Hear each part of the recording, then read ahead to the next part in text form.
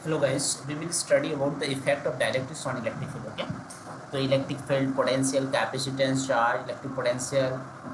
If it is initial, if its initial value is E naught, V naught, C naught, Q naught, V naught respectively. ये कह रहा है कि ये इसके बारे में हम पढ़ेंगे डायलेक्ट्रिक्स जब हम डालेंगे तो क्या क्या इफेक्ट होगा इलेक्ट्रिक फील्ड पर, पोटेंशियल पर, कैपेसिटेंस पर, चार्ज पर, इलेक्ट्रिक पोटेंशियल एनर्जी पर, इसको हम समझेंगे. तो if its initial value is E naught, V naught, V naught and C naught, Q naught, U naught respectively. समझ में आ रही बात है.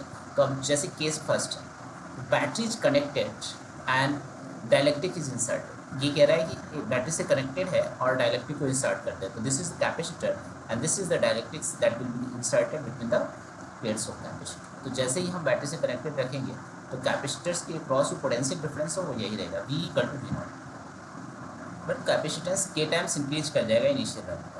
तो if C naught is capacitance तो K into epsilon naught A by D.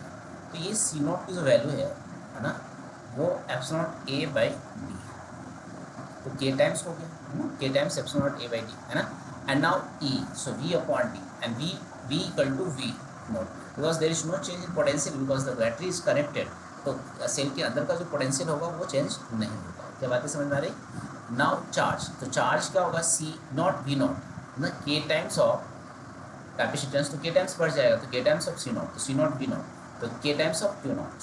Initial जो charge हो जाएगा वो के टाइम्स बढ़ जाएगा. U equal to half C V square, तो सी वी स्क्वायर का हाफ हो जाएगा. तो half C equal to K C not V square, so K into half C not V not square, so K U not. मतलब कहने का initial potential का के टाइम्स बढ़ जाएगा.